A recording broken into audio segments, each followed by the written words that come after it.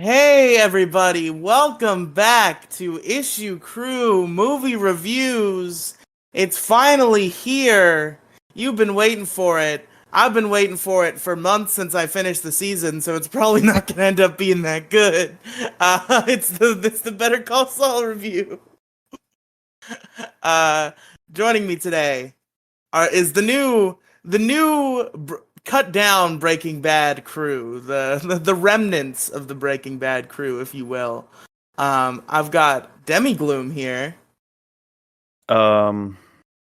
Look at me, hands in the air like it's good to be alive, and I'm a famous rapper even when the paths are all crookedy. I can show you how to do-si-do, I can show you how to scratch a record, I can take apart the remote control and I can almost put it back together. I can tie a knot in a cherry stem, I can tell you about Leah Ferrickson. I know all the words to De Colores and I'm proud to be an American. Me and my friend saw a platypus, me and my friend made a comic book, and guess how long it took? I can't do anything I want, cause look. Damn, pretty good. And Moediggity. Hey, I'm Mo. I got to go. Wicka, wicka, Okay, wicka, bye. That's all I got. I Pretty wasn't good. prepared for like a rap off or anything. My name is Riely, and I'm here to say Oh my fucking god, we're stop talking it. about Better Call Saul in a major way. I hate you so fucking much. So, we're here to talk about Better Call Saul. Jason's just too good for us, I guess, and we all know what happened to Kathy. So it's just the three of us. Kathy died again. Her account is like gone. True, her account is gone now. She is. I could not have her in my life if I wanted to. She's extricated from the internet, I guess. I kind of miss Again. being mad at her. Fair. Like, I don't hate Jason enough.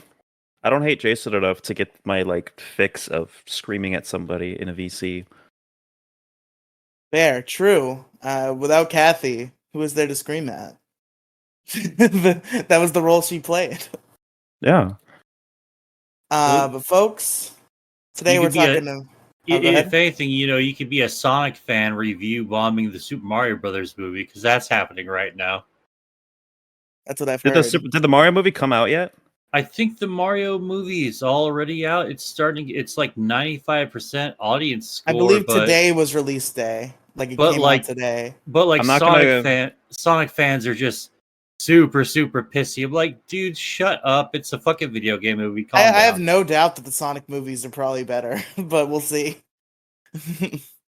I'm not gonna see it until like in 2 weeks from now with like Squeebo and Clowny Fluffs. But yeah, nobody spoil it. Nobody tell me anything they heard. He stomps on a Goomba Spoilers, and goes, Mario "Let's Except for that go." Sonic dies in the end. Yes, So Sonic, Sonic dies at end. the end of the Mario movie? Wow. Yeah. He goes to the Olympic Games. Yeah, that's in the movie? Wow, I was expecting that to be Mario a and sequel. Sonic. They go to the Olympic Games and they see Leah Thomas in the women's swimming, and they're like, They're all so angry about it. Yeah. I see like a variation. To be fair, I'm also a little angry about it. I've seen like a variation of like the quote unquote end credits. They Photoshop badly Sonic into there, and he just goes hamburger, and like the fucking audience is like green screened and going yeah, fucking jumping up and down like crazy. It's fucking funny.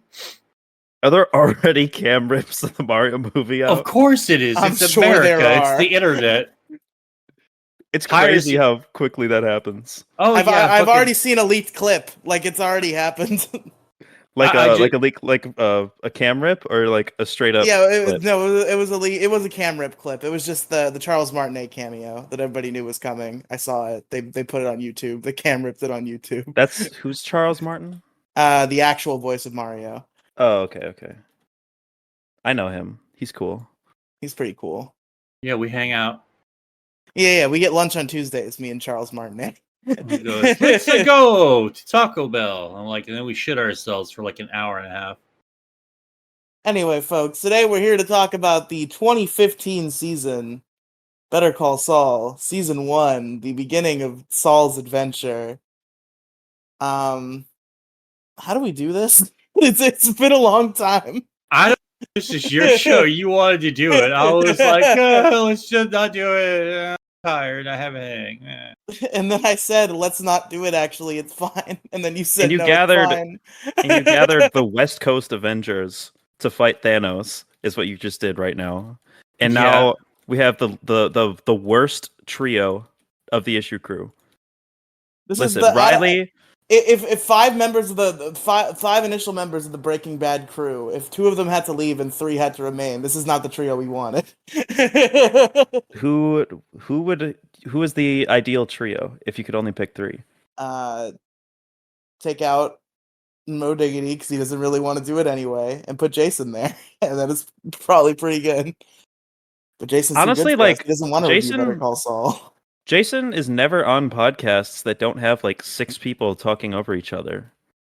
True, With the exception of the Jelly podcast, which doesn't happen anymore. which is gone. I feel like It's over. I feel like that is significantly impacting his opinion on podcasts.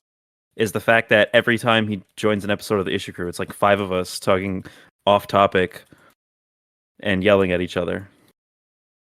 Yeah, maybe it's like he should come on more often, especially when there's less people. Would be nice for him to come on instead of playing Dolphin GameCube during the show. When it's just me and Demigloom in the recording call. All I know is that last night on Kick, I beat Dead Rising 4. Oh, good You job. stream on Kick?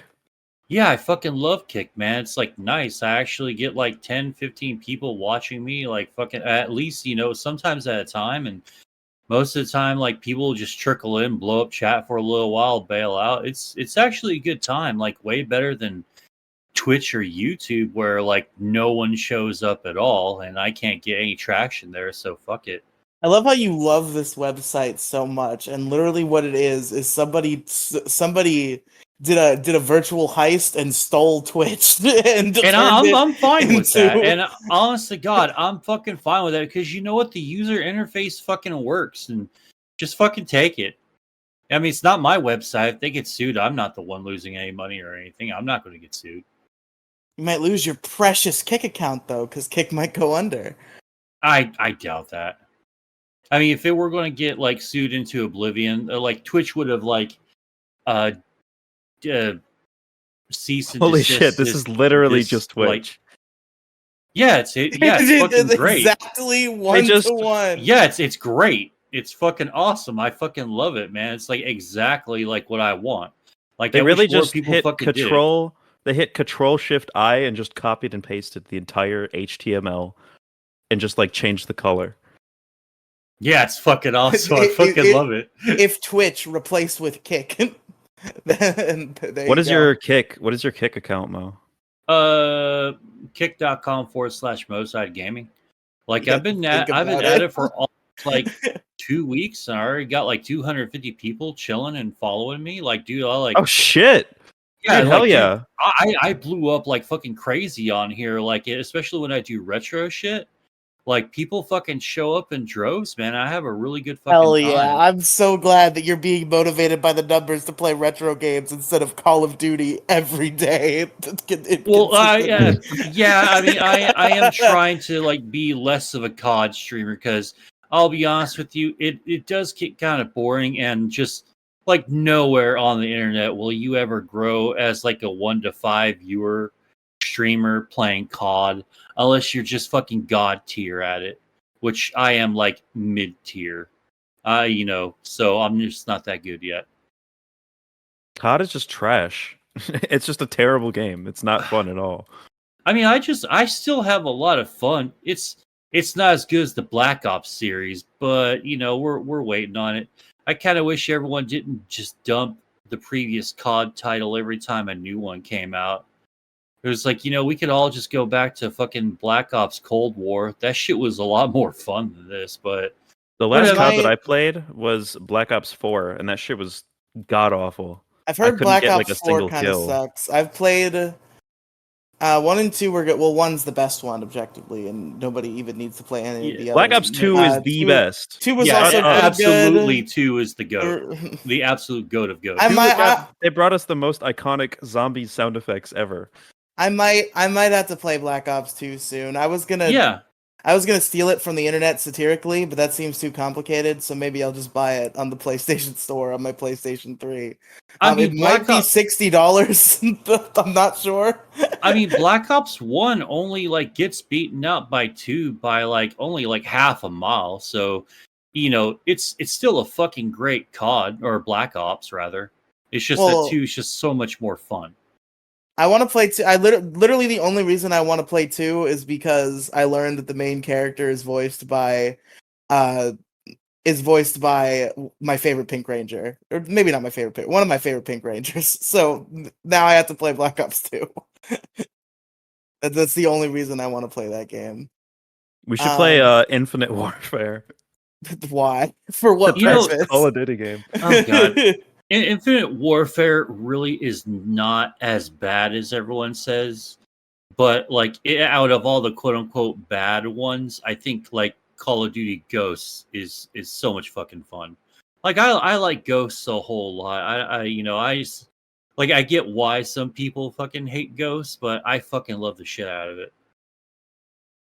It's ghosts. It's Call of Duty with ghosts.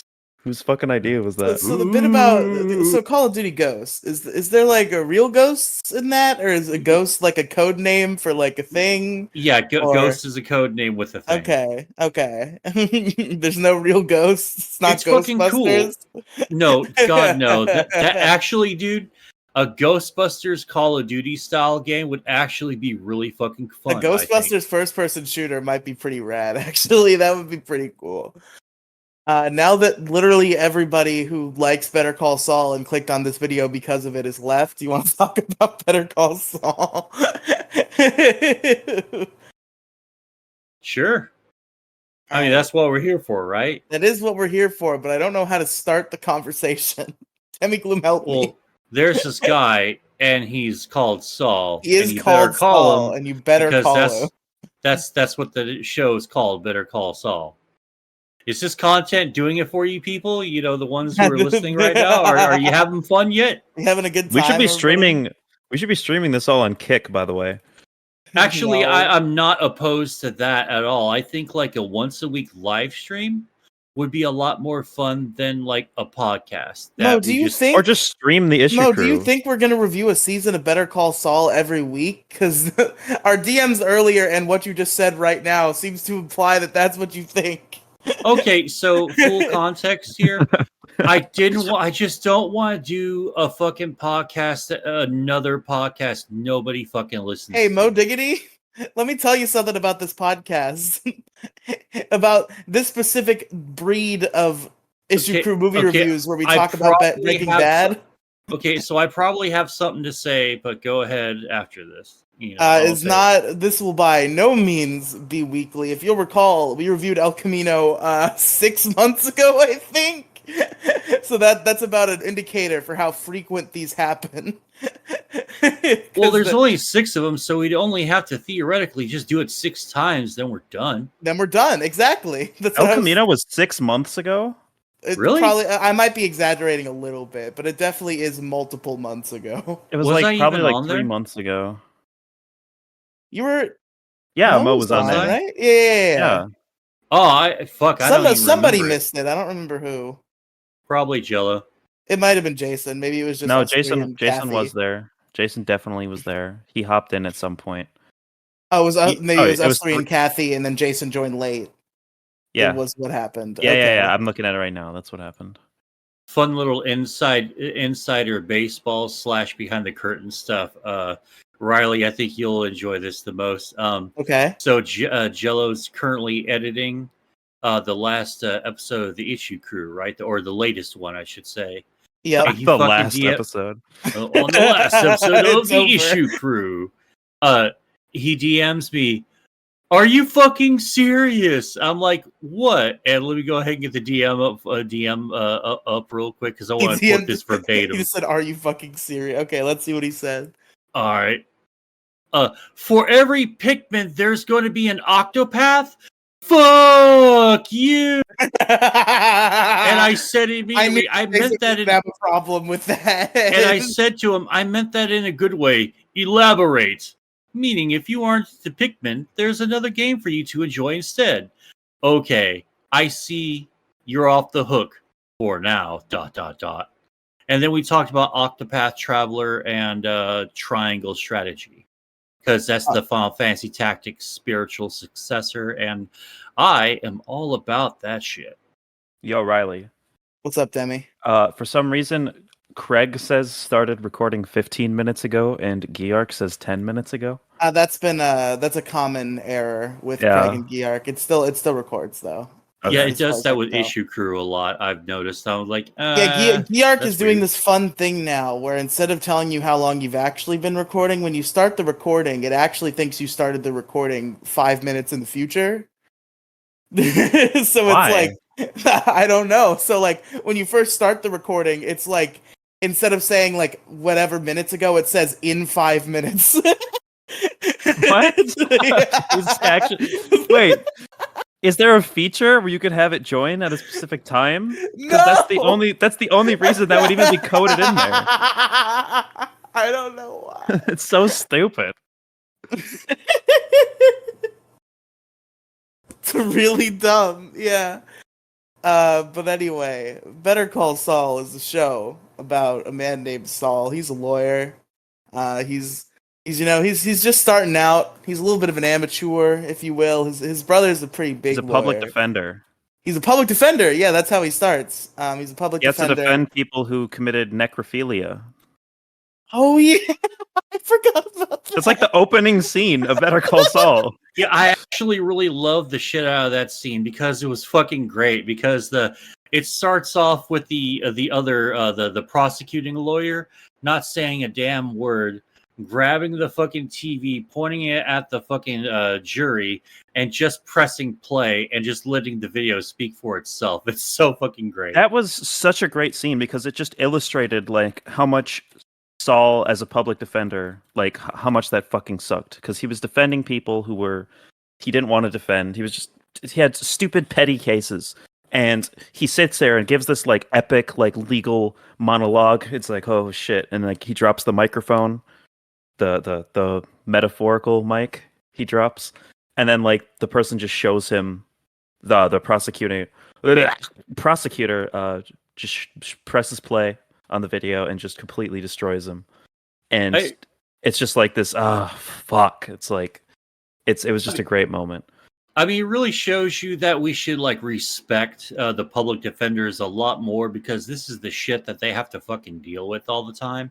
And, if there's ever a public defender, I would at least want somebody like fucking Saul Goodman to do it, because anyone else, like, usually you end up getting the most incompetent, just fresh out of college fucking lawyer, and they don't know jack shit, or God forbid you end up being a lawyer's very first case, because that pretty much means you automatically lose right there, because they don't have the experience at all to fucking argue on their behalf, unless you just get an out of the box Diddy Crane. That's for you Boston legal fans out there.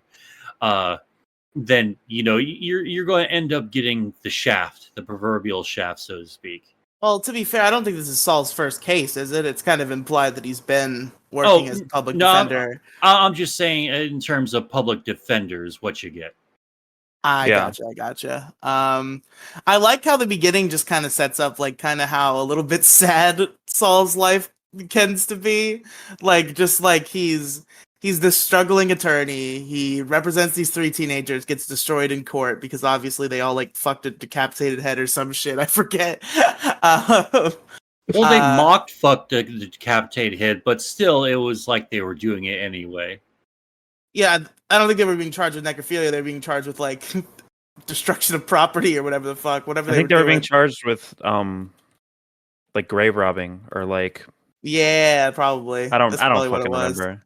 It's been like a year since I watched that shit. But he only gets paid $700, which it like starts an argument because he's like, I'm supposed to get paid $700 per person. He's like, you represented them together, so you only get $700. Oh, that fucking sucks, man. And then he leaves, and then he gets stopped by the parking attendant, who you guys may recognize. he may be a familiar face. Oh, Mr. Mike Ehrmantraut. And then Saul doesn't have his parking stickers, and he has to go back in and get his parking stickers. He says, "What are you doing, Saul?"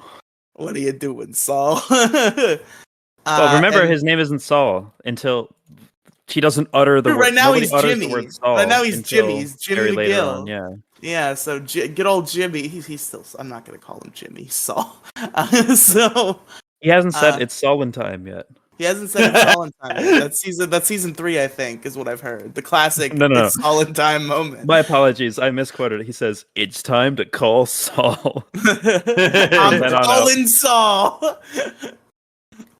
And that's when they ripped off the fucking Cowboy Bebop fucking theme, and they do the Better Call Saul theme right there.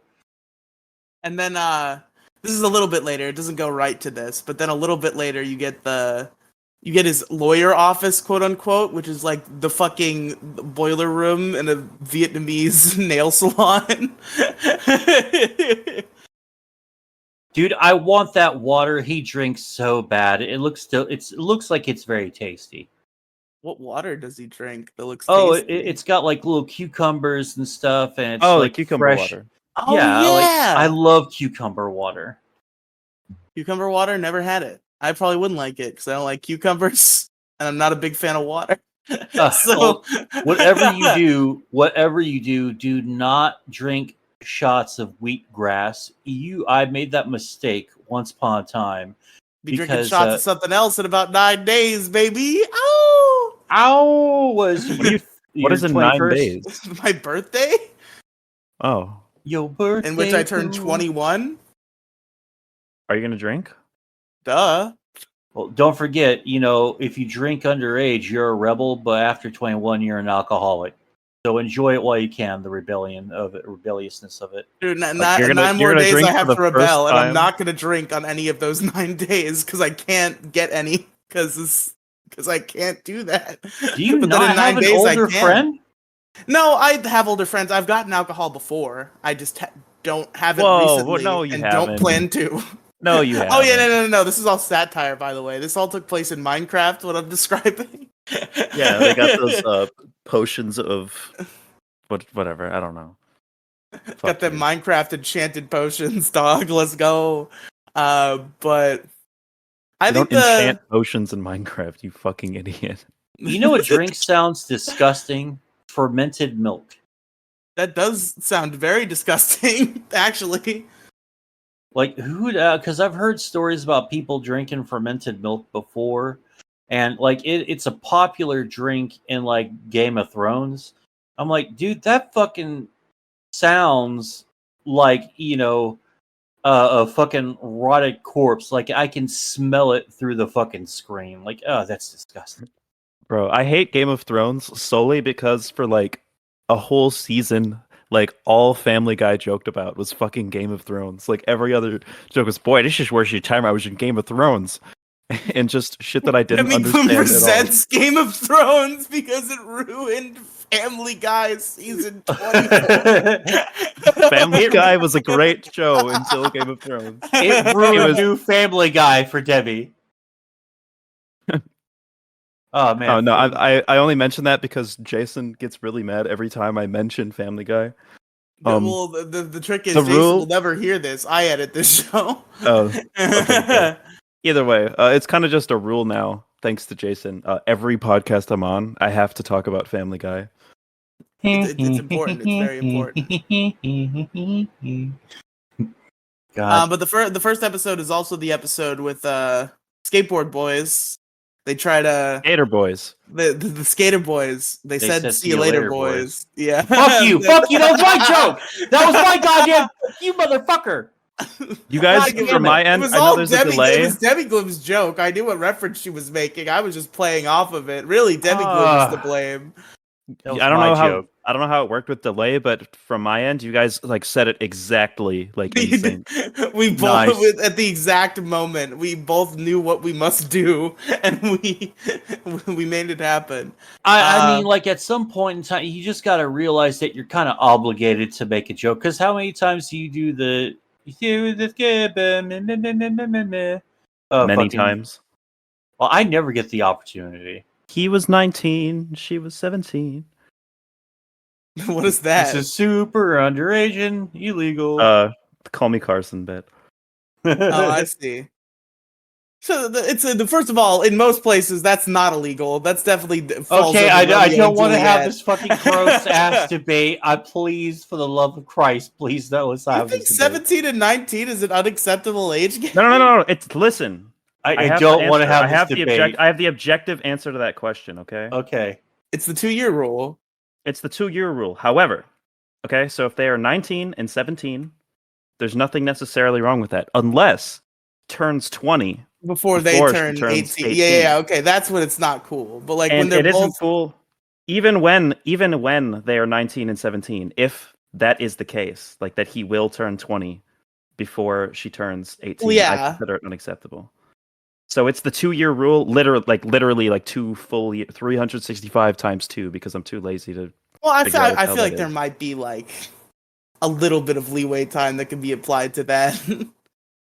I think that's the rule. I don't think you're a disgusting pedophile if you break the 2-year rule, but I think as far as power dynamics go, that's just a good general rule of thumb. That should be, and, if you're over 2 years, I think it's just yucky at that age, and you should just avoid it. I'm not saying you're like fucking Jeffrey Epstein over here, but That's that's fair. where I draw the line. Yeah, there's probably a couple steps between Epstein and that, but I understand. I get it.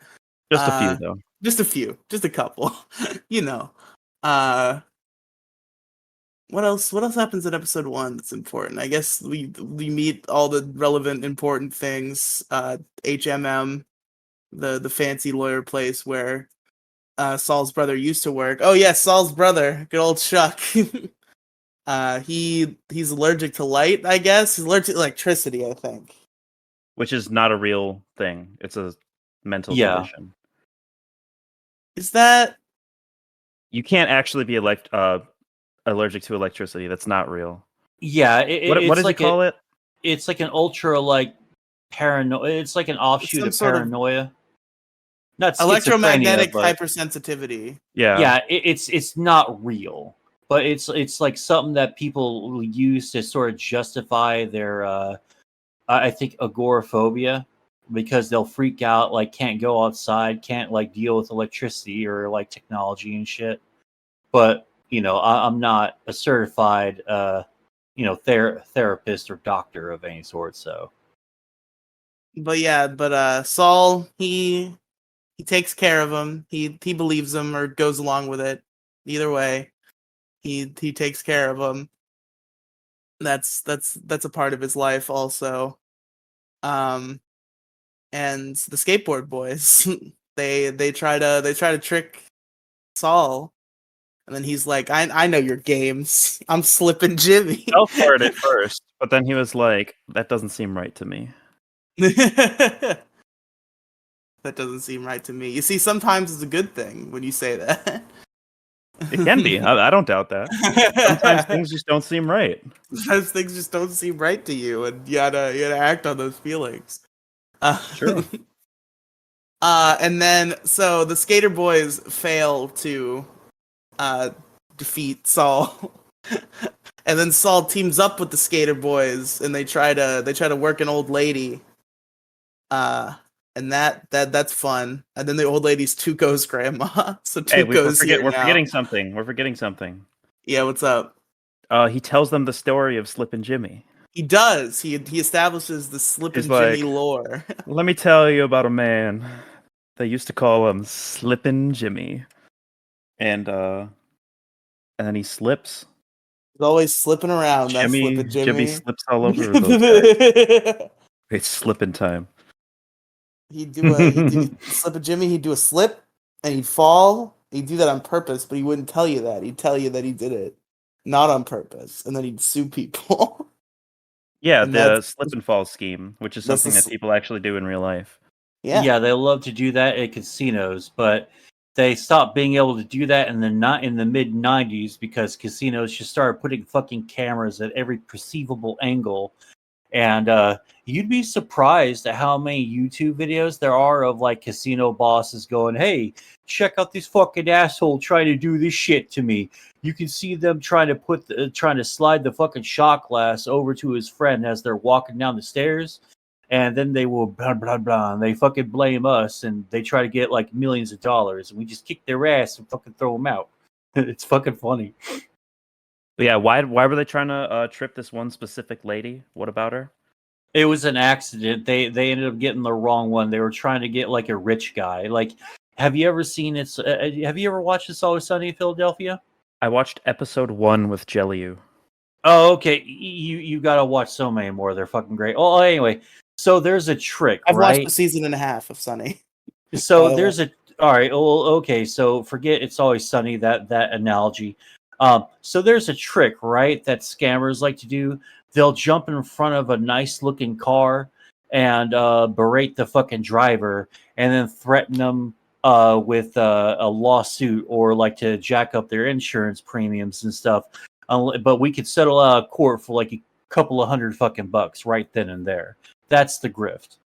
Oh yes, I remember this was. It was an accident because they were after the Kettlemans. Slip and That's Jimmy. right. That's right. Slip and Jimmy was getting revenge because Betsy and Craig Kettleman, these yuppies who did a money launder. Saul like tries to get him to hire him, and they're like, "No, we don't want you. Get out of here." So Slip and Jimmy's like, "I'm gonna do it. I'm gonna slip." So he goes and he tries to slip at the Kettlemans, and then he slips at an old lady instead, and that old lady's Tuco's grandma, and they end up with a gun in their face, and not a good ending for them in this episode. For our heroes, our intrepid heroes, as I'm sure these skater boys will continue to be main characters in the show. Good old Cal and Lars. Which I know because I have Wikipedia open. Yeah. I was gonna say you're the one person on Earth who remembered their names. No person on Earth has remembered their names. I guess except for the person who wrote this Wikipedia article, because then they'd have to know it to put it there. But that was the first episode of Better Call Saul. Pretty good one. I don't know if I want to go through all 10 episodes. That sounds like a recipe for a 3-hour podcast. But pretty good. The first episode is called Uno. Because it's the first one. You get it? So it's called Uno. Because that's one in Spanish. So you get it? Yes, we Yeah, get the it. worst We card get it. game ever invented. Oh yeah, it really is a piece of shit fucking card game. I do not remember anything about how Uno is played. I definitely played it as a kid, but I remember nothing. It's literally the easiest card game ever to fucking pick up, and it's all fucking random. It takes zero skill to play whatsoever. All you have to do is remember to say Uno as you're dropping your next to last card, and you have one more card. Uno. Or else you end up having to draw like 4 or 5 cards, depending on who you're playing with. What if this show? What if this episode of Better Call Saul they just played Uno instead? Well, then it would be like Better Call Uno or something. What if they made a show where it's like Yu-Gi-Oh is a show, but it's Uno? That would suck. I think that would be like the worst fucking show. Because how can you get into it? Like, I mean, obviously the draw 4 multicolored cards would be like the fucking villains, right? And their little underlings, the draw 2 multicolored fucking cards would be like the ones, and maybe like the skips, or maybe all the face cards would be the villains, and all the number cards would be the good guys, because we outnumber them. I don't and mean that's my pun joke for the day. I'll see myself out. I don't mean the cards fight. Yu-Gi-Oh! The show is a show where people play the game Yu-Gi-Oh! It's not the Yu-Gi-Oh! Cards run around. I'm talking about a show in which they play Uno for some sort of world-affecting stakes. That would be fucking stupid. No, that would be dumb. Like, no one wants to watch, like, Yugi or, like, whoever fucking playing Yugi Uno. and Kaiba playing Uno. I was like, fuck you, Kaiba, you piece of shit. Up yours, Yugi. Okay, Sorry, maybe that would be Yugi, kind of but cool. I have a Uno reverse card. Oh, fuck your mother! Reverse back to you, bitch! Oh shit, They the have to double swear. reverse. There's double reverse. Ah, and who's the blonde kid? Joey Wheeler. Joey Wheeler, dude. Okay, like every fucking episode, they just have to bag on Joey hard. Every fucking Don't every they do that episode. in normal Yu-Gi-Oh too? Yeah, I know. I fucking love it. Like the rules clearly state you can't do that. Fuck your mother, Shut up, Joey. No Joey. one fucking cares, you bitch. You win nothing, like ever. I think the fucking girl won more than you. You fucking bitch. Like get the. You're a bad hype man too. Get fucked. You know they just fucking tear him fucking down. The only episode of Yu-Gi-Oh that I remember, the original one. I've seen a lot of some of the later ones because I was a kid in 2002, not 1998, like when normal Yu-Gi-Oh was. That's also not true. I don't know what year anything Yu-Gi-Oh came out. That was completely out of my ass. But the one It was episode in I the 90s. remember because I had it on Game Boy Advanced Video is one of the episodes from I don't think any definitive conclusion was reached in the episode that I had. So I believe this is a multi-episode arc in which Merrick does a thing, and it makes it so Joey and Yugi has to duel, and like somebody will die or something. I don't remember the rule. I don't remember the stipulation. Like it's like if whoever loses the duel dies. I don't know. I don't know what it was. Merrick did something evil. That it made it so that they had to duel to the death, I guess. That's all I remember. I had it on Game Boy Advance Video. What a novelty that was. Game Boy Advance videos. Do you have any Game Boy Advance videos as a kid, Demi? I didn't have a Game Boy Advance as a kid or a regular DS, but Oh, that's lame. my sister had a DS Lite, and she did own Shrek 2 on Game Boy Advance Hell Video. yeah. And that copy of Shrek 2 now belongs to me because I'm the only person in the family that didn't grow out of their video game phase. Someday you're gonna have a really hankering for a movie, and you're not gonna have a television, but you are gonna have your Yeah. DS Lite. Yeah, that's and you're gonna gonna watch happen. Shrek 2. I never had a handheld. I just had friends who had handhelds, right? And I think they were okay, but I always just like had a PC or the console of the day. And that's not me trying to be a PC elitist or anything. That's just a matter of fact. But yeah, I really I enjoyed some of the handheld stuff. Like I played Golden Sun a lot on the Game Boy Advance, and I loved the shit out of that. It was fucking great. What the fuck is Golden Sun? It's an RPG. Hmm. It's pretty good though. I enjoyed the shit out of it. I hear RPG. I hear Golden Sun is pretty cool. Yeah, it's a lot of fun. I'm not an RPG guy. But Shut did up, you know Demigloom. that The Get Legend outta of Zelda Majora's Mask is a good game, not in spite of, because of its rushed development. Shut up. See, yeah, Better Call Saul gets pretty fucking crazy. You know, season 1, pretty good. Pretty good intro to the show. Tuco, the first episode ending with Tuco, I was immediately like, oh man, we're just getting right into this guy, huh? Then I think episode 2 was very good. When good old Saul, good old Jimmy has to slip his way out of the wacky situation that he's found himself in. And I like how he has to like lawyer negotiate with Tuco, and the conclusion that is reached is instead of killing the skater boys, he would break their legs. Oh yeah, that was good. a brutal fucking scene. But you know, they're pieces of shit, so I have no sympathy for them whatsoever. They are kind of pieces of shit. They're not grateful at all when Saul saves their life. He's like, "Come on, man! What the fuck, dude? Get on Don't the let him legs! break your legs!" And he's like, what the fuck, man? You're the worst lawyer. And he's like, I talked him down from killing both of you to breaking one leg each. I'm the best lawyer. and then Nacho wants to do a steal, and he wants Saul to help him, I guess. and Saul doesn't want to do that because he's not a criminal. Saul Goodman never would be seen committing a crime. No, he's It a is- great law-abiding citizen. Law-abiding citizen, that man. So that's a thing. Nacho has now told Saul his intention to crime. I'm trying to think of. I don't want to just go through the episodes. I'm trying to think of like moments that are important and talk about those. That's usually how we do this, I think. Well, But I you did want to watch talk the about season a long time ago. well, you want to talk about like Mike's sort of origin story. Yeah, Mike's origin story is rad. That might be one of the coolest It's things about fucking this season, brutal, man. actually. It's It's brutal and fucking it's brutal. rad.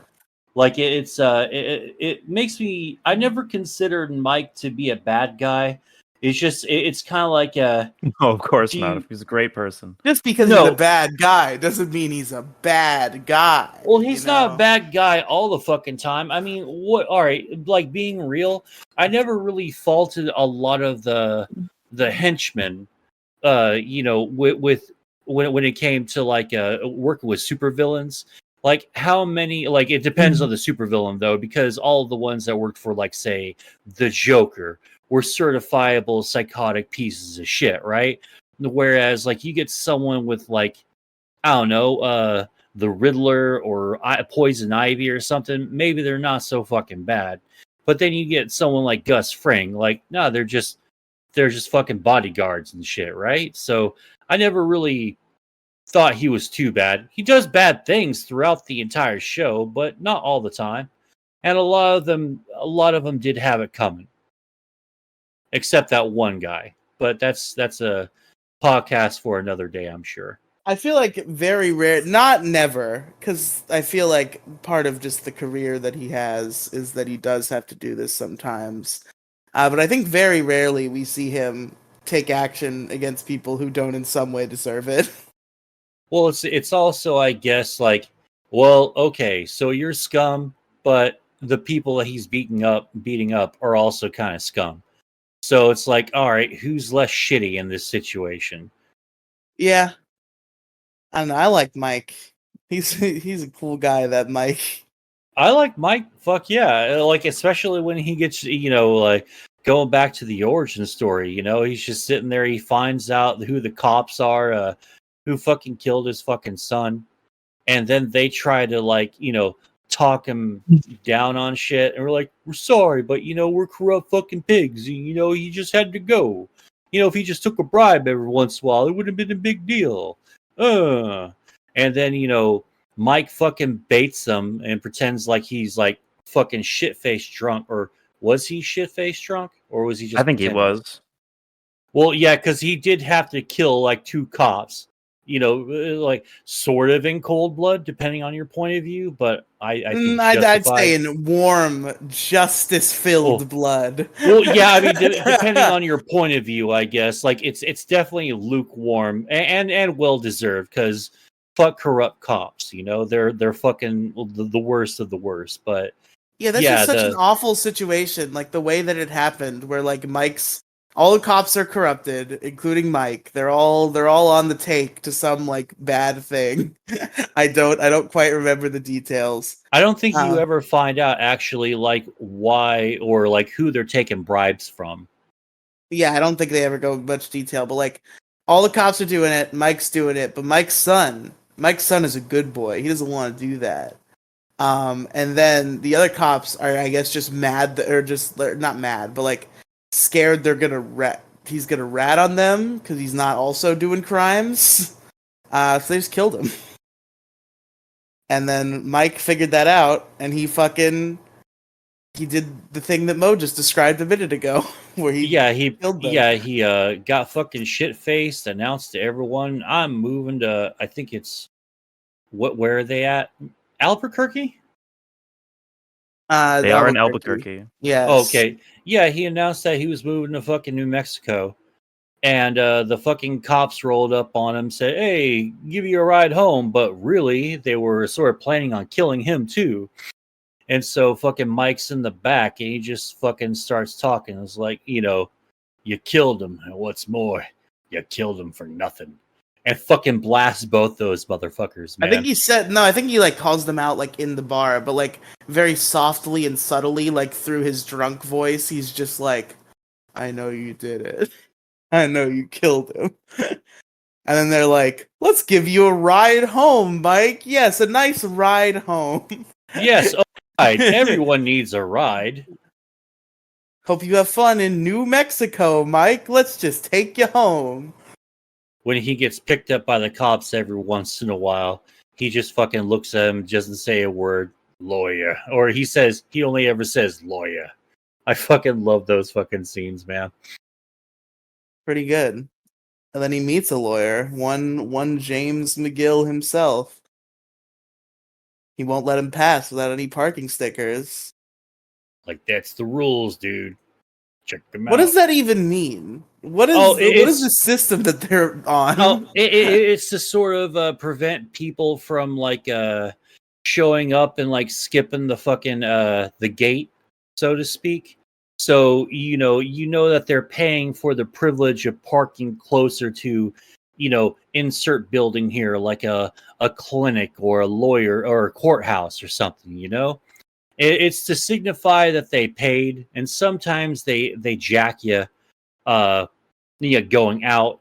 Like, it fucking sucks, man. I think things like that should. I think like paying for the privilege of parking, the one time going in should be fine, but like strong arming people to giving you a fucking another dollar to leave, I think that should be fucking illegal, man. That's such a fucking scam. Like, they pay their pittance, let them fucking go. Like, what are you gonna do? Not allow them to fucking go? That's like borderline like false imprisonment Oh, on a very small scale, but like you're basically like a hostage at that point. yeah, hostage, fucking strong arming. It's like blackmail with your car. Because what are you gonna do? Run over the fucking spikes? They'll flatten your tires. Now you're out hundreds of fucking dollars. To be fair, I guess I wasn't thinking the angle of like it being a complete scam. Like if you had to pay for parking and you didn't pay for parking and you went out of the gate and they didn't let you out of the gate, I think they're definitely allowed to do that. I think that's like is that like a citizen's arrest is what that would be? Like, oh, well, no, like since you're paying for the privilege of parking, they display the rules like pretty prominently once you're entering. And if you tell them to go fuck yourself and you fucking jump the gate, you can't sue them if your tires get damaged or your vehicle gets fucked with, because they're not liable for that. I see what you mean. Gotcha. Better Call Saul. Call him up. Oh, we haven't talked about the theme song, I guess. That song goes hard. Yeah, it's pretty good. It's one of my favorite like ones, and it's like a 15 sort of 20-second little jingle. But I love the fucking little the fucking guitar and the wah pedal and all that, man. It's just like super simplistic, and I love the imagery and the that accompanies the theme song. I dig the shit out of it a lot. There's a full version of the theme song actually, and it's kind of uncanny. Oh, really? Yeah. There's a full version of the Breaking Bad one too. It's not that good. It's the full version of the Breaking Bad theme song. It sounds so weird. I didn't know it existed. I think I saw it on I got in my YouTube recommendations like a fan made like opening it appeared and it had the full thing and I was like, holy shit, I didn't know this went longer. God, I can't even bring up the fucking Breaking Bad song in my head. I don't remember what it sounds like.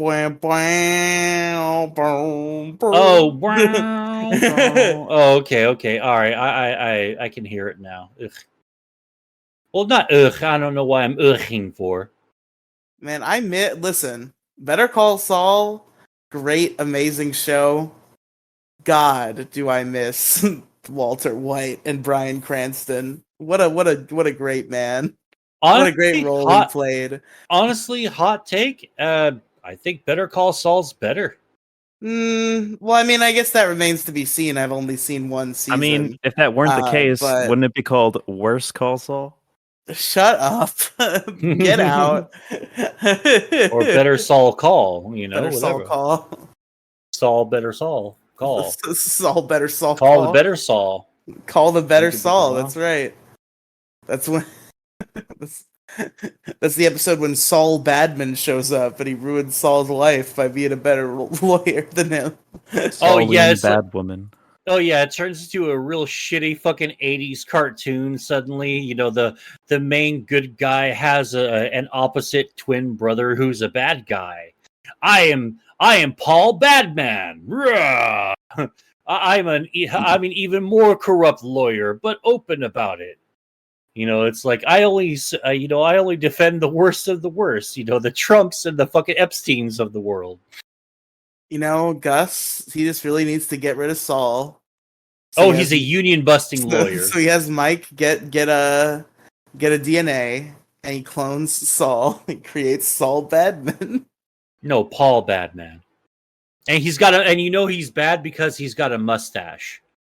But Paul Badman, I will not. It's either he's Saul Badman or he's Paul Badman with a mustache. He's Luaz Badman. No, that's fucking stupid. No. No, it's got to be Paul Badman with a mustache. That way, the transformation's complete. It's like Star Trek. Like how in the original series they go to like an alternate dimension and they meet the evil versions of themselves, but how they're evil is that they all have goatees. Like South Park did a fucking parody of it on I think their first one of their first or second seasons on the Halloween episode. It's fucking funny. Biddy biddy biddy.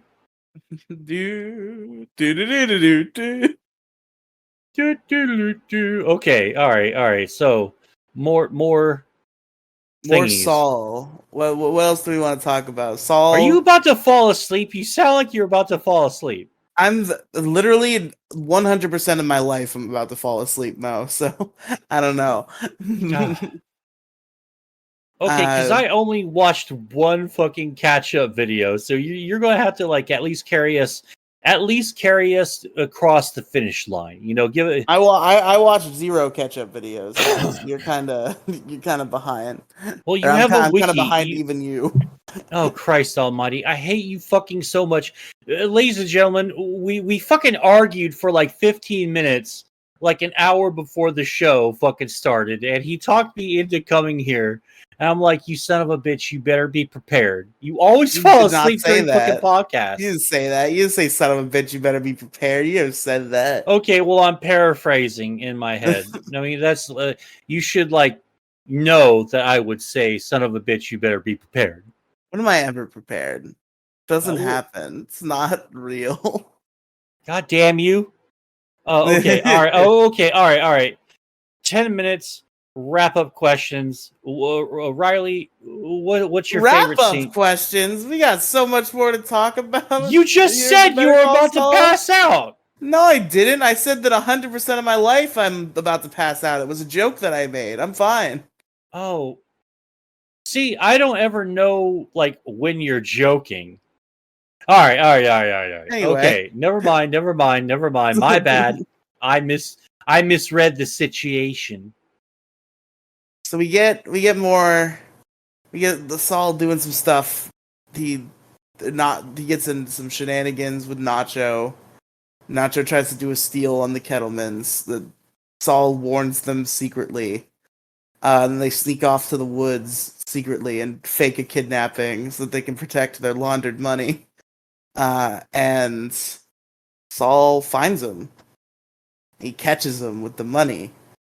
And then what happens? I don't remember I don't remember what comes of that.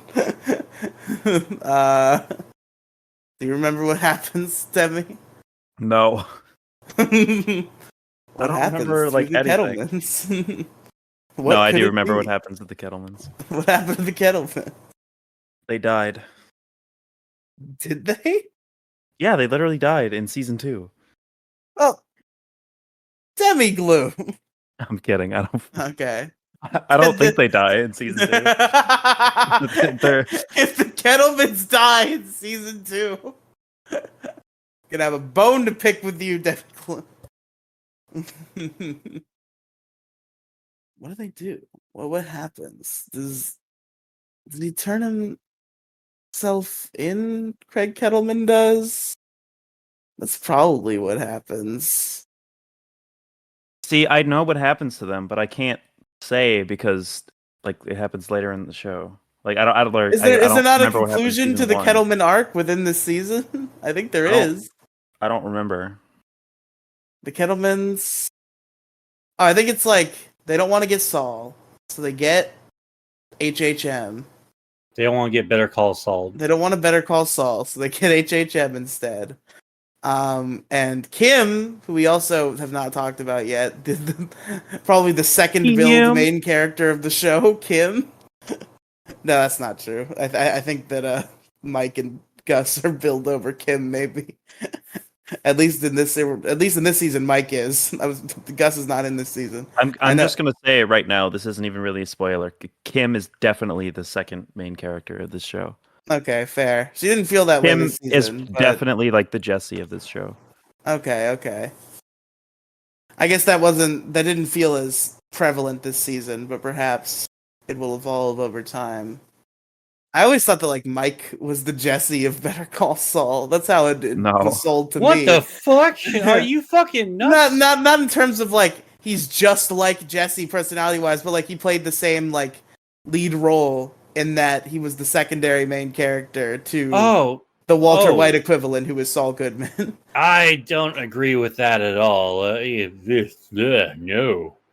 All right, first off, I like Mike. I fucking hate Jesse. So no, ugh. Not even that. Not even in that case. No, I hate you. I hate your fucking face. I don't know why you like Jesse so much. Jesse Pinkman is so good. You're so wrong about him. Fucking. I don't even think I like the actor. I hate him in everything he's fucking in. Like he's also my least favorite character in BoJack Horseman. It almost dare made you say that about Todd. Dude, no, fuck off. Todd almost made BoJack Horseman completely unwatchable. From the first episode to the very last episode. What about Need for Speed? I only like when it's sad. Yeah, it's a fucking no. There's plenty of funny without Todd. I mean, like Todd serves no purpose. He fucking is only there to cater to the morons in the fucking audience. I fucking hate him so much. Every time he's in an episode of BoJack Horseman, it fucking the whole episode goes from this is one of my favorite episodes to ha ha, Todd, watch the wacky shenanigans I'm in. Dude, listen, man, Todd and Mr. Peanut Butter, they were gonna start a Halloween store that's only open in January. That was genius. That was a genius idea they had. I kind of almost hate Mr. Peanut Butter, but I also like Mr. Peanut Butter. But I think that's only because I fucking hate Diane. I feel for Diane about the same way I feel about fucking Todd. Like seriously, if like in the first 15 minutes of the women, folks. I liked Todd for like the first couple seasons, but like towards the end of the show, it just felt like so overwhelming to the point where like I felt like I experienced everything the character had to offer by the end of like the second season. Yeah, exactly. Have you actually watched BoJack Horseman? Yeah, I have. I don't know why. The way no. Fucking, she's totally fucking right. That is exactly how I feel about fucking Todd. You know, like it was almost, but by the time he gets I'm just kidding. I've never seen BoJack Horseman. Oh man, dude, you fucking suck. Why do you always do that? Why do you always tell by trick your tone of voice that you were doing the BioShock Infinite thing. I hate that. I was gonna say Todd was a little too handholdy for me, but I wanted to be a little less on the nose. Okay, yeah, I would have fucking called you out on that bullshit if you fucking said that. I knew it. I could feel it in the air. But like, be real here. Like, by the time fucking Todd gets kidnapped by the fucking improv group, by the way, everyone in an improv group should be nailed to a fucking cross and left in the middle of the desert. Oh, fuck you. Let people have fun. No. Yes. And knock. No, the nails are so long. Why can't I fucking break it free? Because you're being crucified. This one gets crucified upside down. Ugh. God, I fucking hate improv. Yes, and what a friend. I use that to like be mean to my friend who will constantly like I'll do a joke and then his response will be to like do a counter joke where like he says something else instead that's like vaguely related to the joke I made. And I'm like, it's yes and not no instead. Okay, come on. You know, and I'll credit the episode because it was obviously shitting all over improv comedians and actors and stuff, because there's no way that they were like trying to showcase the funny in improv through fucking Todd, who's like, yes, and you're like, I want to fucking strangle you. Yes, and kill yourself, Todd. Yes, I and love here's some Todd. rope.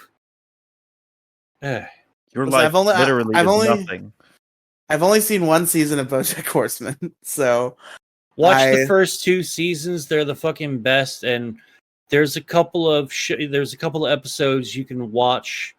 There's about 4 or 5 episodes within the rest couple of seasons you can watch and throw away the rest of it, and you'll get the gist of the entire show. Because everything after season 2 is pretty bad. that's that's a take compared No, to other dude. compared to other takes I've heard. That's No, very dude. different. People It's like the those other fucking seasons. No, man, it's the fucking Game of Thrones of fucking of animated comedy. Okay, it was good up until a certain season, and then it just fell straight the fuck off. It was just bad. Like it's like very very mid, and mid's being generous. I mean, the episode where BoJack's at the funeral, or he's at a funeral, I should say. If you ever watch it, I won't spoil it for you. Have you two watched the entire series yet? I I haven't mean, seen any of I it, as just I said just I've only said. seen one season. Well, I guess I'm just not paying attention very well now, am I, Riely? Oops, my bad. Come on, What was that? Moediggity, get with it. What was that voice? My bad. Oops. My he's bad. doing a Oops, Valley my Girl. bad. He just Moediggity. completely dropped the southern accent for a split second. I have no southern accent. What you talking about, boy? You don't really have a southern accent. You're not like, howdy y'all, my name is Moediggity, but you can just hear like the southern inflection. Just as there's a little bit of Midwest accent in me, even though I'm not talking about like, oh yeah, the 2245, eh? Oh yeah, you can go over here, eh? I mean, it's great. But no, that's more of a central and kind of getting near the east border of Texas and Louisiana. That's really where that's at, or like some parts in the country part of Texas. That's where that mostly comes from. Okay. I'm glad I'm learning these fun facts about Southern accents. It's probably a lot more too. I'm just sort of speaking anecdotally, like about my experiences and all that. So, Better Call Saul has Better Call some Saul. stuff in it that happens. So anyway, I believe I was trying to work out in my head what happened with the Kettlemans. I think I figured it out. So they go to HHM instead of calling Saul. And then Kim is like, all right, here's what I can do. I get you a super reduced sentence if you plead guilty, I think, is basically what's going on. And the Kettlemans are like, no, we're not going to do that. We would never do that because we're innocent, us. We would never do such a thing. Or I guess Craig is the only one actually on trial. He's like, he didn't do anything. We didn't do anything. Nothing happens. We're not going to plead guilty. It's not going to happen. Then they go to Saul instead. And then Saul, I think, gets them to go back to HHM somehow. I don't remember how he did that because Kim was sad and he didn't want Kim to be sad because he likes Kim. He wants to kiss Kim, so he doesn't want her to be sad. God, I hope we're able to schedule the season 2 review a little bit quicker because I did finish this season. I think before we reviewed El Camino. So don't make fun of my laugh. I make fun of your laugh all the time. That's kind of just what I do. Stop it. It's rude. It's mean. Oh, you're mean. So then in this scene, we get the like Chuck stuff. Chuck gets seen by a doctor. They're like, this shit ain't real. Come on. Yeah, they want to send him to a psychiatric facility. And Saul's like, no, you can't do that. That's my brother. That's Jim. That's not Jim. I'm Jim. That's my brother. That's my brother. Chuck. Chuck. Yep. I don't know why I forgot his name so aggressively. I just couldn't Have we get even it. mentioned Howard yet? No. Howard. You want to tell us about Howard Hamlin? He's an uptight lawyer who works for HHM. Which is crazy because, like, as the series progresses, he's really like he's probably, him and Kim are probably the least worst people. I mean, it's not like he's a saint or anything, but if you like go back at, like, after you watch the series and you look at everything that fucking Howard has done throughout the entire fucking series, like, he's not really a piece of shit at all. Everyone else around him's a piece of shit, or they have a weak constitution and aren't willing to follow through. And he kind of gets fucked on a lot of things because of them a little bit.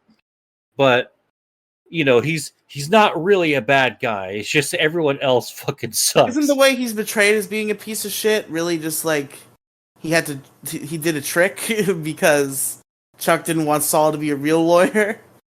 I don't quite remember. I mean, he's like your archetype, you know, sort of a like a suburbanite, like white, short-haired, suit, fucking wearing a rich lawyer guy working at the big corporate lawyer company, you know. And that's like the worst fucking trick ever. He you know, like he's kind of portrayed as that, and we're supposed to root against him, but as the show goes on and the series goes on, he's like, dude, it's like, I should have never like rooted really against fucking Howard really at all, like half the time, because you know he's vindicated in a lot of ways near the end of the series and even at the very end. But that's just my opinion. Oh god, I've been muted this whole time. You see, Mo, you gave your Mo opinion, and then I started to give my Rye opinion, but I was muted, so that's why there was dead air there. What's your Rye opinion? It wasn't really a Rye. I think it was a Rye statement more than anything, or a Rye interpretation. Because Howard is like, at first, he's definitely depicted as like he's this massive asshole. He's the worst. And it's like, oh, he's being mean to Saul because like he doesn't like him or something. But then you realize that he's being mean to Saul because he can't hire Saul because his partner Chuck said, hey, can you like not hire Saul? But like don't tell him that I don't want him to be hired though. You gotta pretend that you don't want him. Yeah, for like the longest time up until a certain point, Chuck is sort of like the reason why Saul is the way he is. And if Chuck were just like supportive and not just such like, he really is sort of a piece of shit. And in a lot of ways, Howard ends up being forced to go along with it, even though like half the time he's justifiably angry at Saul, at this point, Jimmy. But like, you know, sometimes he gets over it and he, you know, he gives him lots of outs a lot of times. Like, I'll say this, like, there's a lot of times where if, you know, Jimmy just took the fucking the Hank deal or the Howard deal, you know, things would have turned out a lot better for like everyone involved. Are you muted again? I am muted again. God damn it. Damn it. Fuck, and I forgot what I was saying too. Shit. This is absolutely the best podcast I've ever been on. It would have been so great had I not been muted and I was saying the words about the show that I was saying, but now I don't remember what those were. Yeah, but okay. So you're talking about the deal that we have not mentioned that plot point yet, where Saul and Chuck work together. They build a case about this old folks' home who is stealing money from the old folks that live there. And Saul figures this out because he's trying to be an old people lawyer for a while. He tries to do wills Because like that's where the old people like me. I'll do wills. There's a Like lot of good money in doing that too. he does some wills for a while, and then he's having like a conversation about like an elderly lady about like her financial situation, and he realizes like, wait a minute, that doesn't seem right to me. So he investigates further, and he realizes that these people are being worked for their money. And him and Chuck build a case. There's all sorts of shenanigans as him and Chuck build the case. Then they do it. They figure out, they're like, we got a solid case here. Then they go to Howard, and Howard's like, I'll just buy a case from you. I'm not hiring you.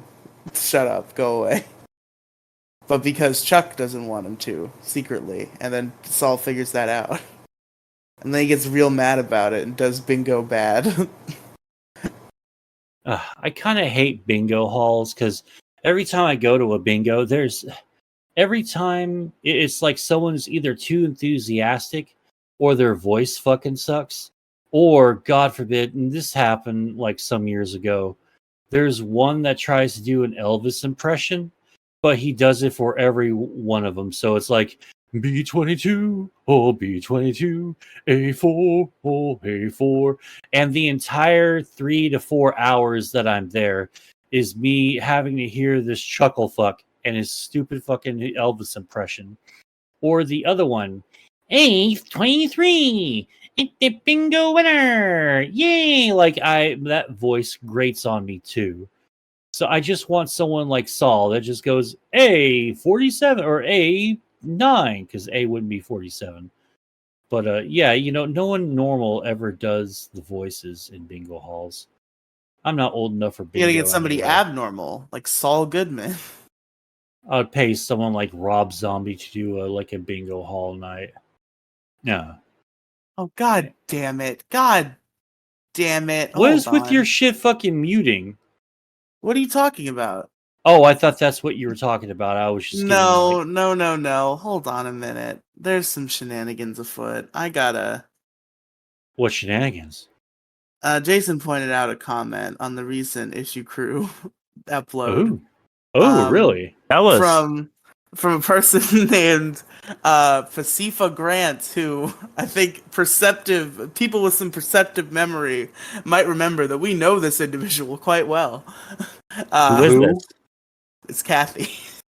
Oh. And she commented, "You didn't check your voicemail or email," which I did not check my voicemail, and I guess we do have a voicemail from her that I have to play next week. I have checked my email, and I have not received an email from her, but I have received several emails from porn and dating websites, so I assume that was also Kathy, is what she's trying to convey here. Yeah, Kathy uses dating sites too, so it would make sense. Well, no, there isn't any dating site she was using. She signed me up for like meetadominatrix.com or something. Okay. I guess, did she write an email or is it? No, she didn't. So she must be talking about the fact that she signed me up for meetdominatrix.com and X Hamster and X and XX Adult Forum and Christian Mingle and BDSM Date. Just Oh man, dating porn websites and porno fucking forums are the worst. Disgusting. yeah, I've never participated in a porn forum. That kind of sounds not great, honestly. Probably wouldn't be into it. Like I don't want to talk to all these people. I want to have my pornography habits to myself. It's just weird. Hey, I'm into it too. I'm a disgusting human being. Oh, you just ruined this for me. Thanks. It ruins it for you to know other people are into it. Yeah, I'm sorry if that's petty, but I just like no. Get out of here. You're ruining my visualization because now all I can think of is you gross chud, and you just ruined my favorite porn tag or tags. So that's why I don't ever talk to anyone about porn. Anywho. So also in this season, there's like the flashback plot where Jimmy he's out there slipping, he's having a slipping good time, and then he shits in someone's car, I think. He defecated in a sunroof. Yeah. He defecated in the sunroof. It's the It's the Chicago sunroof. And then he is gonna go to jail for sex offend charges. And then Chuck gets him out of it, but only if he'll go to Albuquerque with him and get a real job. So that's the origin story. That's the Saul origin story of why he's in Albuquerque, New Mexico, 87104. Is because he did a poop in a car and he had to get out of it. And he had to leave his good friend Marco, who we meet in the finale, I think. Or we don't meet him in the finale, but the finale is called Marco, and it's about Marco. And does Marco die? Yeah, does he have a heart attack like Yes. during like a scam? They do a fake heart attack scam, and then it's a real heart attack not scam, and he dies. Oh yeah, it's really fucked up. Like there's some like scenes where they're just fucking sad in this show, just like in Breaking Bad, except in the earlier seasons of Breaking Bad, I think some of those tragic and sad scenes are done a little bit better at the early seasons, right? And sometimes I don't think they're as good in the later ones, but only as good. That's only just like a little bit. But with Better Call Saul, I think throughout the entire series, I think all the scenes that like tug at your heartstrings and all that stuff, I think they're done exceptionally well. And his death during the fucking scam is just fucking awful. And how he doesn't even acknowledge it up until like even after it happens, because he's like, well, no way, he's actually dead. Oh fuck. And bummerino neighborino. Yeah, that's pretty rough that happened to him. That was probably one of the biggest moments, I think. And it's like one of his very, very few real friends he ever has throughout his entire life too. Yeah, it is. God, that was really sad. I'm thinking about that again now. It's coming back. You know. And some other stuff happens in Better Call Saul. We've kind of run the gamut, I think. Is there anything else in particular people want to talk about before we go to wrap up questions? No. I'm pretty solid, and I also don't remember the too much of everything. I wish that I watched a little bit more. Like the next time that we do this, I'll watch more than just like one 10 to 15 minute like story wrap up video. I mean, if you'll recall, Moediggity, I think around our season 2 episode of Breaking Bad, I was like, or maybe it was season 3, or season 2 or season 3 episode of Breaking Bad, I was like, hey Mo, you in particular better start a Better Call Saul rewatch. I'm not, and I'm not gonna do that just because it takes so much fucking time. And like I want to watch other shows and stuff, and I want to do other things. I just don't have it in me to like binge watch another show that I watched previously, even if it's Better Call Saul. It's like I want to do stuff, and I just don't have the time for it right now. I don't have the time for like Better Call Saul stuff marathons, because I always lose like whole days and days off and shit whenever I watch like a whole fucking series, like hardcore front to back. Yeah, I mean, that's fair. I want to, I really do. It's not like I don't want to or anything. Well, then why don't you just watch instead of losing days watching the whole thing? Well, if you just watch season at a time, like I am, as we do this. Because I'm still fucking. That's like, well, how many episodes is it? 10 per season. Yeah, I think 6 has 13, and then the rest of them are 10. I know that's 10 fucking hours that I'm losing right there, and I could be streaming or catching up on another show or finding something else. I lose 10 new. hours every day. I lose 10 hours all the time. No, you know what's been happening lately since I'm not binging shows right now? I'm actually able to watch new shows and binge them. Like crazy. I caught up watching The Bad Batch. And that's a fucking great little 3D animated show. Like if you ever watched Star Wars The Clone Wars, for those of you who are super, super into that animation style and that show, The Clone Wars. Bad Batch is a fucking phenomenal show. And I also watched Tales of the Jedi, which talks about like primarily like focuses a lot on the rise of Count Dooku and like some other like Ahsoka stuff. And there's just like some cool little little history plots and stuff like that you never really find out till you watch that. And you know, it really pisses me off because basically everything outside of the movies of Star Wars, with the exception of the Book of Boba Fett, because that was a turd, uh, that is so much better than the sequel movies and like what we have as far as like Star Wars right now. At least as far as movies are I don't know, concerned. man. Last Jedi did have porgs in it. Those guys are pretty cool. Please die in a fire, screaming with porg dolls surrounding you. This one chick I used to be really hot on, or really sweet on, she is fucking ridiculous with the porg love. And I'm like, okay, it's kind of a turn off now because you're being weird about it. So into porn. No, like she's like super into porgs. Like, all right, you remember Sriracha, right? From Loudest Podcast. Basically Sriracha, but not is Oh, what like, we're saying. Well, no, it was like this chick was like, thicker, bigger titties and not New Yorky. You see, not I that was meant a in bad terms thing. of porg love, not in terms of the curvature of her body. Get your mind out of the gutter, Moediggity. Well, my fucking mind is in the gutter 24/7. But no, she's just like fanatically devoted to porgs. Like Jesus. Like she's even stated on Twitter once or twice, hey, if anyone fucking buys me like this fucking like 3-foot fucking porg, I will send you pictures of my tits. And then she got like 5 or 6 of them. Like That's pretty Jesus rad. Christ, like you hoard yourself What a out for hero. porgs. Like, I normally don't judge people too harshly for like, like selling their bodies for stuff, but for porgs, I mean, come on, have some standards, man.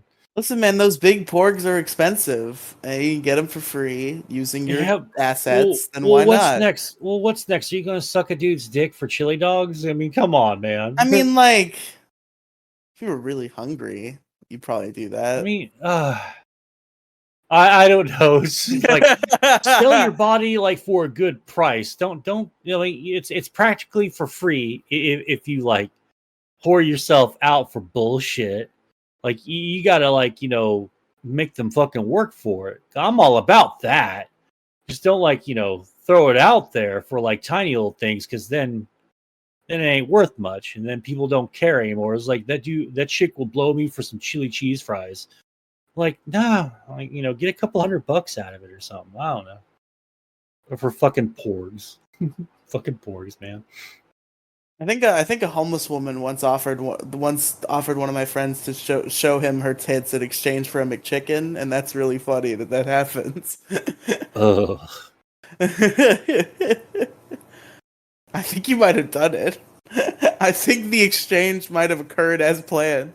Yeah, most of my friends would like fucking like go, "Hey, McChicken for titties." Hell yeah. Hell yeah. Anyway, so let's wrap this up because I'm hungry and I'm tired. All right, let's do our wrap up questions. Favorite character, favorite episode, rated out of 10. First, Oh we got fuck, I don't even remember that. God damn. Yep, we do favorite character, favorite episode, rated Yeah, out but of 10. I don't remember that at all. Like, Well, Moediggity, I go couldn't ahead tell and you. go ahead and look up Better Call Saul season 1 episode guide on Google.com. I'm absolutely not doing that. I'm absolutely not doing that. Well, Yeah, no, neither you am I. better have an answer then. Both of Okay, you. If fine. you can't The do that, fucking fine. Episode 4 is my favorite. Yeah, what happens in that one? Season ender is my favorite. What I'm happens in offended that you'd one? even ask I that don't question. fucking know. You should know the answer, Riley. Yeah, what the fuck? You're I the know fucking the head answer. honcho. I need You're to the know that host. you know the answer. No, I need to know that you know the answer. No. You see, you misunderstand how this works. No, I have Wikipedia in front of me. I know all the episodes. I need to know that you know what answer you're giving. Well, you two fire up Google, which you should be doing if you don't remember episodes. Well, I guess we all have to do favorite I character said, first anyway. I said, I said fucking season ender. It was good. But I what remember happens some in of it? them. I don't fucking know. I don't remember. You know, like I remember it was good. So then pick an episode you remember. I don't remember any of them. It's been years and I really years. like- since Better I've Call watched- Saul Bingo. season 1 episode guide on the internet exists. You can go to the internet. Oh, this takes too long. Just fucking move past it. Let's just say Saul. And Saul's our favorite character. All right, everyone. Saul, Demi, Saul. No, hey, first of all, don't rush me, okay, bitch. And second of all, my favorite character is in fact Saul. I think that Bob Odenkirk carries a lead role amazingly. Saul is he's fun to watch. Whenever he's on screen, I'm just happy. I'm happy for my boy Saul, except I guess sometimes it's sad. But when he's not sad, he's happy. I like it. I like that about him. You know what? Hey, There's comedy. It's very funny and comedy. I like me a Saul. He's Bob Odenkirk, very talented man. Saul Goodman, amazing character. I do wonder if maybe some other characters will get it as the show goes on. I know we expanded to like a greater Gus story at some point, is what I've heard. So who knows? But season 1 for sure, I can very easily say it's your boy Saul Goodman. you know what? I'm going to say, actually, Mike's my favorite character because I liked his entire character arc. That's fair. His character arc this season was super solid. So Mike definitely gets honorable mention. But I think for this inaugural season of Better Call Saul, I think Saul Goodman hit it out of the park. I think he proved that he deserves a show. What about you, Demigloom? Favorite character? Definitely Saul for the same reasons you mentioned. I love every single character in the show is like flawless, but none of them compete with Saul, in my opinion. Fair enough. Favorite episode, which I will go ahead and give first while you two are still preparing, probably. No, of course, I give me got a real it. answer. Bingo. Bingo? Yeah, Which one is that? the one with Bingo. Yeah, but like, what else though? Okay, This so to my memory, 45-minute episode. to my memory, Bingo is the episode where Jimmy finds a novel way of finding new clients, and after being given the opportunity to do the right thing, he cashes in a favor. That's just off the top of my head, but what I remember. It's yeah, it's a good one. I really liked the part where he was presented with an opportunity to do the right thing and cashed in a favor. You really can't look at an episode guide and figure out your real answer and like no. I'm looking at all, dude. I remember like all these episodes. They're all good. Like I don't. Okay. Is Bingo your real favorite? Yeah, it is. I believe you. Moediggity. Okay. All Give right. me an You know, answer. I was trying to fucking scooch out the door here with that last answer, but I actually do have a legit answer. It's in keeping with my favorite character. My favorite episode was the one where it's basically Mike's origin story, that entire episode, and like the bullshit that he goes through and all that, and how the cops are trying to find a way to pin the murders of the 2 cops that he obviously killed onto him. But they're trying to be good guys to him, but they're also like trying to like trick him up. And Mike's a fucking smart cop, so he's not falling for cop bullshit. They try to do the good cop, bad cop routine a little bit, and he fucking sees right through that. And he just goes, lawyer, every fucking time. You know, he just looks at him like he peers right through them. There's just nothing they can fucking do. Yeah, that's fair. That, by the way, I believe is 5-0 is the name of the episode. Is that the same one? That's the one where he kills the cops, but I don't know if it's the one where he deals with the cops in present day.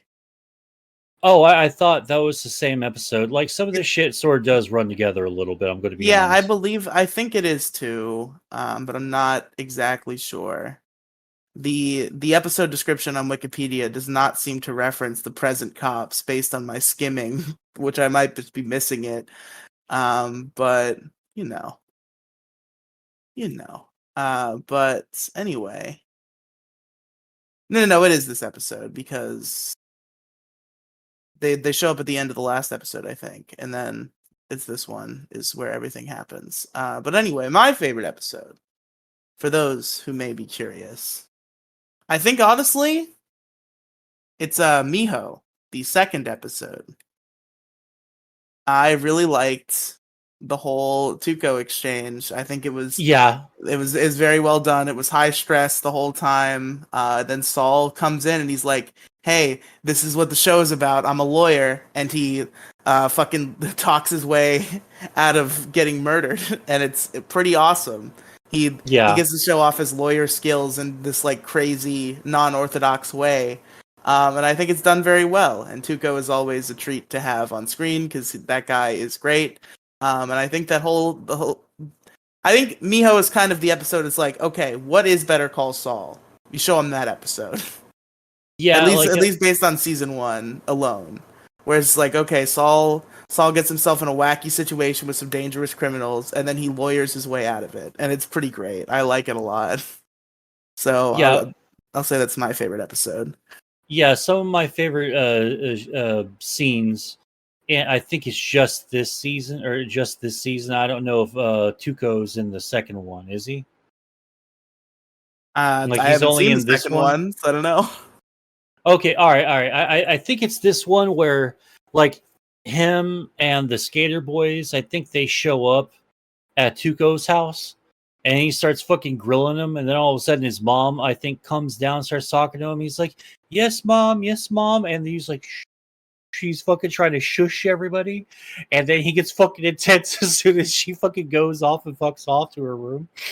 Like I love that part. Like I love that there's actual, they did a really good job of getting Tuco, which was essentially kind of like a few times, or almost not quite a one and done, but almost a one. Like his appearance on Breaking Bad was unintentionally iconic, and everyone fucking loves Tuco, and Tuco's fucking badass, right?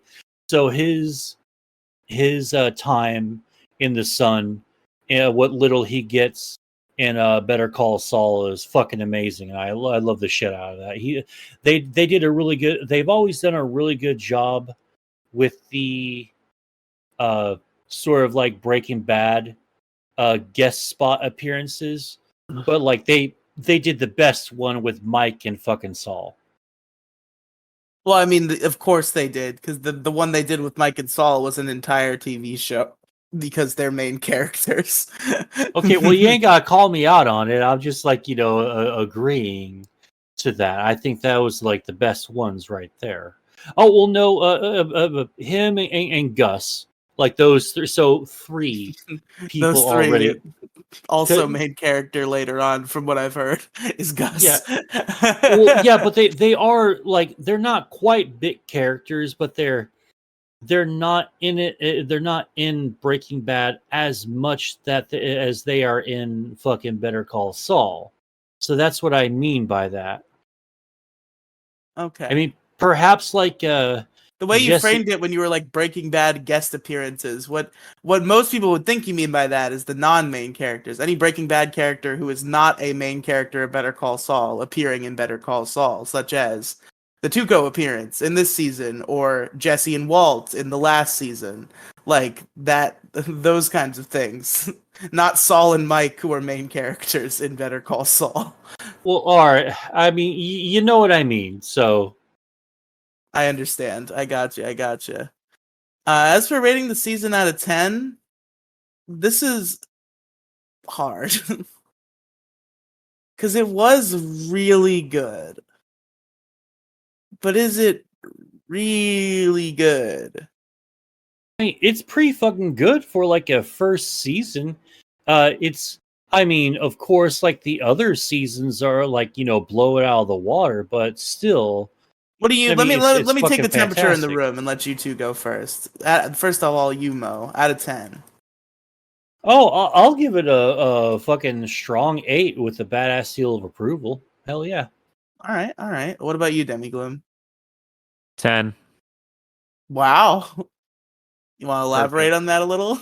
It's just perfect. It's beautiful. There's not a frame of this show that I don't absolutely adore.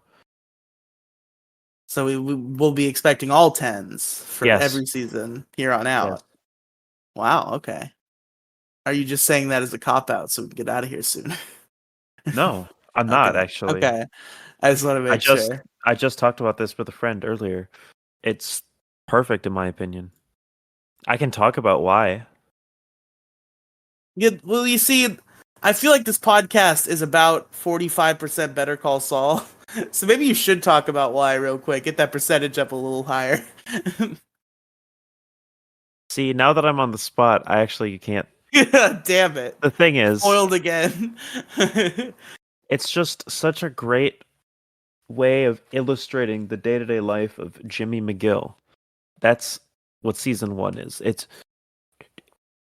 It's with Breaking Bad.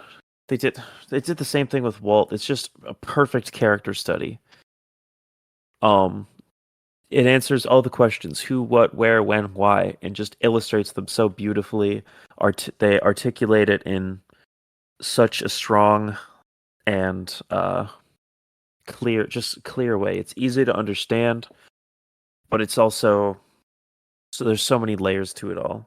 Every single detail says something about the characters of the show. Every single word of dialogue, every single little hand gesture, every frame is meaningful. There's so much meaning you can derive from Better Call Saul. And everything is just so well crafted, and there's nothing about it that I can find boring. A lot of people don't like the boring day-to-day life stuff or the court drama. I find it Yeah, I just love find that it all shit. great. I just think it's great. It's so real. Yeah, like the court drama stuff, especially as the series does go on, the court, it does deviate sort of after the first couple of seasons with the court drama stuff. Like it's a lot less, you know, uh, Jimmy McGill, and it becomes more Saul Goodman. And it's more scams and all that. But the court stuff is really really cool. And if you like Boston Legal, or you like the Law and Order stuff, especially the original series where practically every episode either begins or in the middle or at the very end they're in a fucking courtroom arguing and all that stuff. If you're super into that, then the first 2 seasons are especially good uh, in this show. And I really do like the fact that they actually made a lot of that very entertaining, because it's like, no, in section 2 subparagraph B you said blah, oh, this is so fucking boring if anyone else was talking about this. But when they're talking about that, when fucking Jimmy's talking about fucking old people law and all that stuff, I'm fucking listening, and I'm intense in actually enjoying it. So yeah, they do all that shit phenomenally well in this show. Yeah. Demigloom, I think you've inspired me. I think season 1 to me, I was hesitant to score it highly just because it's definitely low energy as compared to maybe Breaking Bad seasons that I rated highly. But I think what season 1 sets out to do, as you described it, where it's establishing the life of Jimmy McGill, and I think it did that very well. And you're entirely right. I'm not gonna give it a 10, but I will go in between the two of you because this is the number I was feeling anyway. Really, I'm gonna go ahead and give it a 9. Fair. Okay, that's fair. And there you go. That's Better Call Saul season 1. Hope you enjoyed. Hope this was an acceptable, tolerable Better Call Saul podcast at the very least. We tried. Demigloom, where can our listeners find you? Fuck, I had it pulled up. Give me one split second. Just get rid of all the dead air, and it'll be fucking fine. It'll be a fucking solid show. Yeah, you see, that's the thing about it, is I think a show's shit, and then I do the editing where I get rid of the dead air, and then it ends up being fine.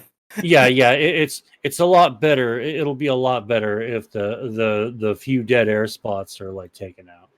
Middle School GSA is an LGBTQ plus podcast hosted by me, Demigloom, and Felonious Ferris. Me and Felonious Ferris use the show as an opportunity to discuss politics, internet culture, and LGBTQ plus related topics. We're available on all platforms, including the likes of YouTube, Spotify, Apple Podcasts, Google Podcasts, etc., etc. All platforms, huh? How bold! I better be able to go to Pocket Cast and find Middle School Yeah, GSA. we were having RSS issues, and they should be fixed. So I believe. What did you say? I said Pocket Cast. Pocket Cast. And why are you using Pocket Cast? I'm not using Pocket Cast. That was just Okay. you said you're on all platforms, huh? I better see you on Pocket Cast because I know that's a place that's real, but nobody uses it. I don't think. Yeah, I mean, obviously not literally everywhere, but pretty much like our RSS feed just goes like everywhere, and it's everywhere. But yeah, last week we talked about social anxiety. This week we talked about performative activists. But there's a whole backlog of when you hear this, probably 9 episodes that are just great. Oh, you did do Good show. you did the performative activist one. Yeah, we did it last night. Nice. It's currently uploading, actually. Are you scheduling it for Friday, or are you just putting it out now? I might just put it out early since we missed a week. That's fair. And Mo, where can I find you? Everyone can find me at twitter.com/MSG official YT. That's Moside Gaming on YouTube. And yeah, I got a pin tweet with all my stuff on there. It's in my little link tree. Go check it out. Hey everybody, it's me. It's Riely. If you like me, honestly, the best thing you can do is just watch more of what's on this channel, is what I'd like you to do. But if you want to find me anywhere else, I do several other things. The main place, if you go to anchor.fm/Riely Megafeed or the Riely Podcast Megafeed on your Riely platform of choice, huh? on your podcast platform of choice. The links in the description of that feed have all of my current podcasts and social medias and YouTubes and Twitches and all them sorts of things. The Riely Podcast Mega Feed is not an inactive podcast feed anymore. Technically, I did some Riely and Friends shows and they went up on there, so it's real. You can listen to a recent podcast on the Riely Podcast Mega Feed. Go listen to me and Insight Zoidberg talk about anime on the Riely and Friends show. And yeah, there's some cool stuff. And thank you for listening to Ishikuru Movie Reviews. And I'm sorry that this show never happens anymore. Obviously, the regularity of the show was built upon a structure of me and she who shall not be named. I do want to do this sometimes more. I need to start like bothering like Mo one weekend or like Andrew one weekend and be like, want to watch a movie? And like try to actually do this show more because I do like doing movie reviews. So I hope to do more of this show in the future. We'll definitely be back for Better Call Saul at the very least, but hopefully some movies too. And thank you all for listening. We'll see you next time. Bye. Bye.